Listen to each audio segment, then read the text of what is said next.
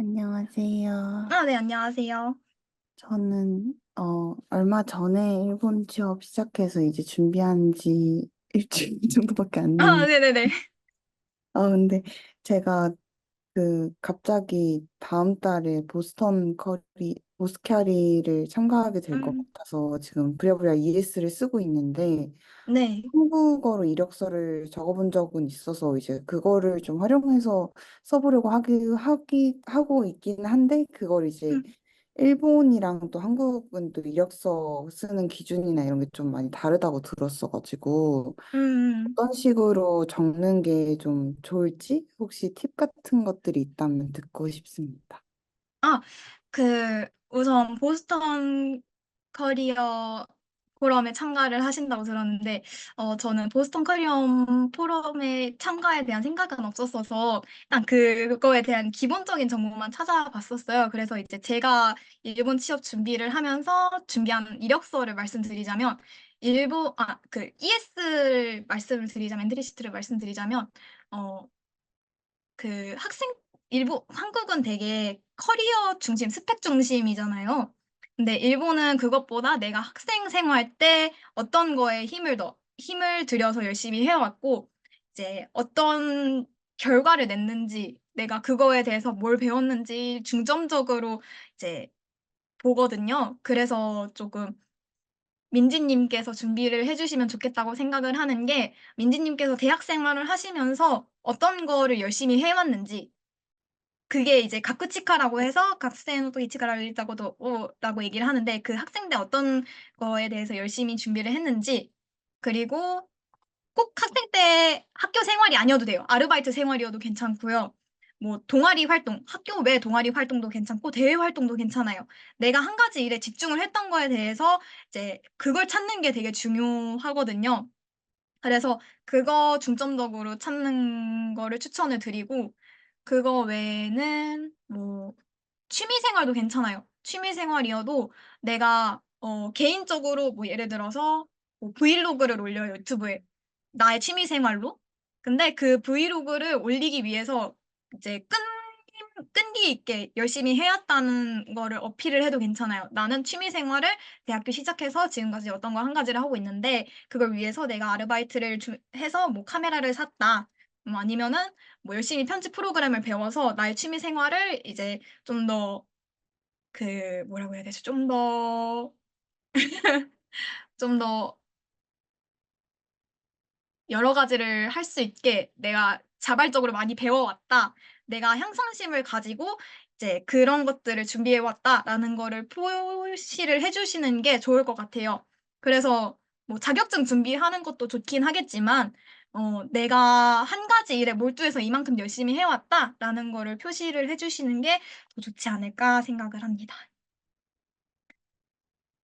감사합니다. 네, 감사합니다. 궁금한 거 채팅 하나 드렸습니다. 네네네. 아, 네. 그 취업 활동하면서 가장 힘들었던 점, 제가 4, 5월 달에 그 최종 면접 두 군데를 봐서 떨어졌다고 말씀을 드렸잖아요. 근데 그 두 군데를 떨어지고 되게 낙심을 많이 했어요.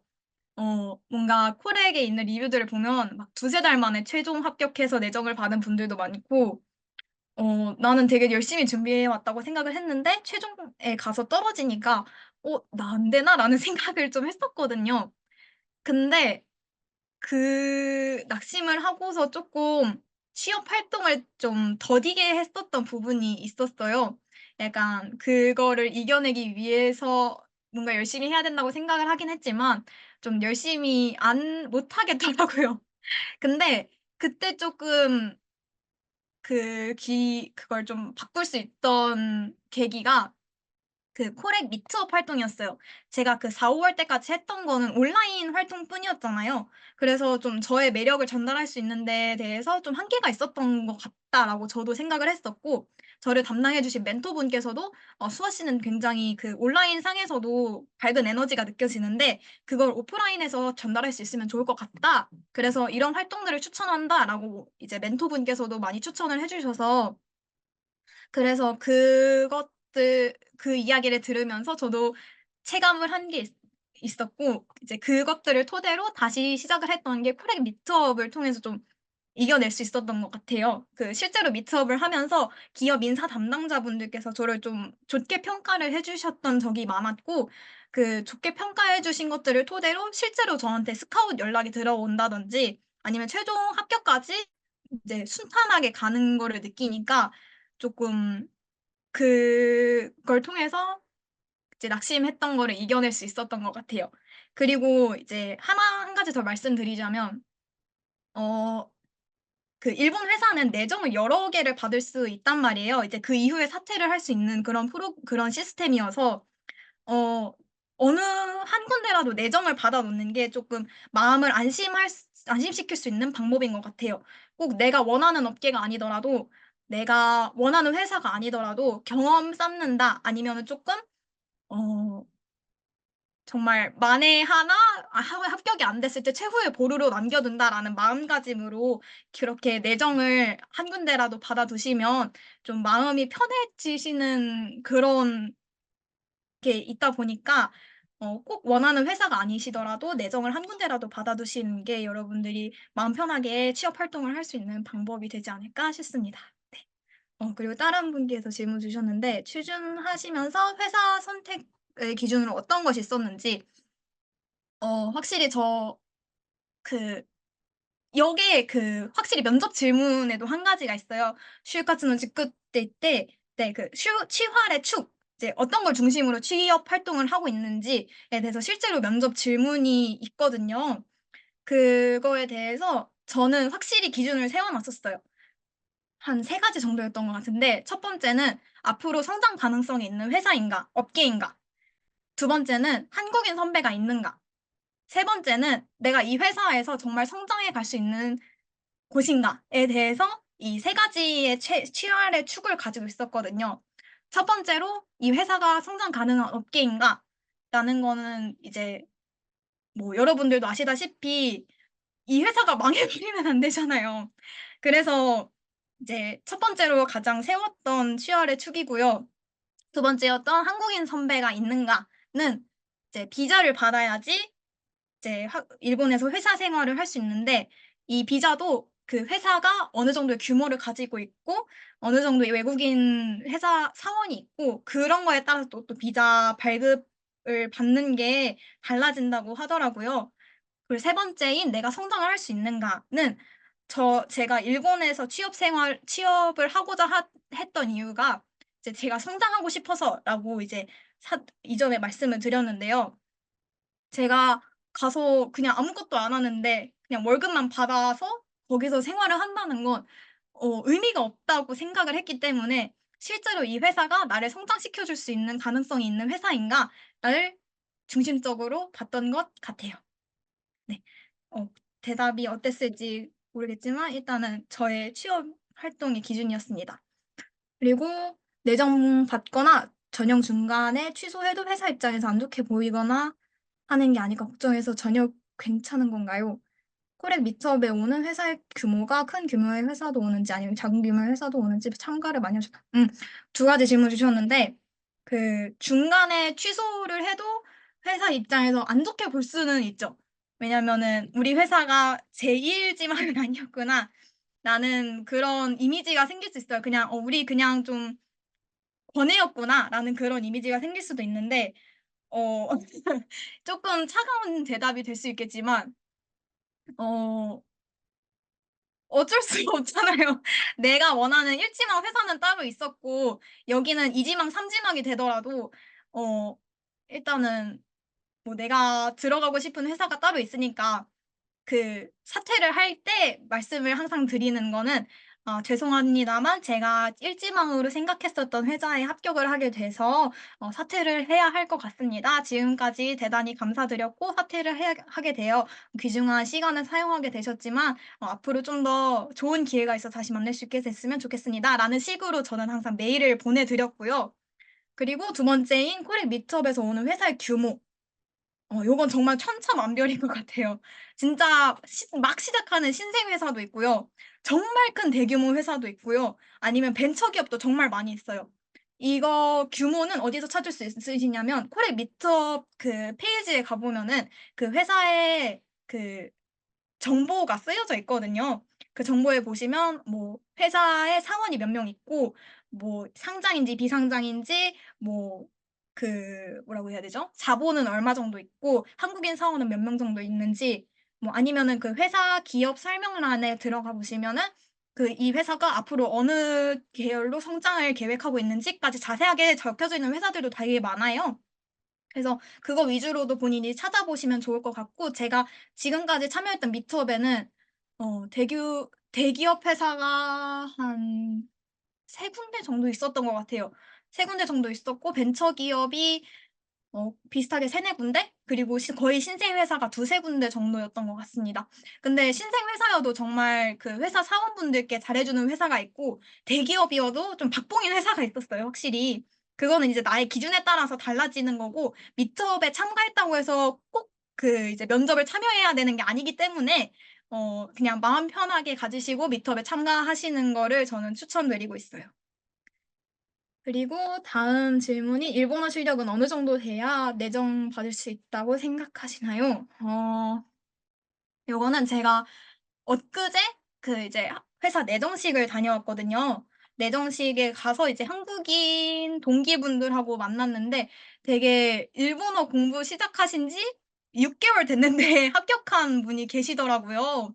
그래서 그분은 원래 중국어를 전공을 하셨고 중국 대학에서 유학을 하셨다고 하시긴 하시는데 아직 조금 그 경제에 관련한 전문 용어라든지 그런 부분에 있어서 부족한 부분이 있음에도 불구하고 이제 소통이 된다라고 그 기업 인사 담당자분들께서 생각을 하시면 합격을 할 수 있어요.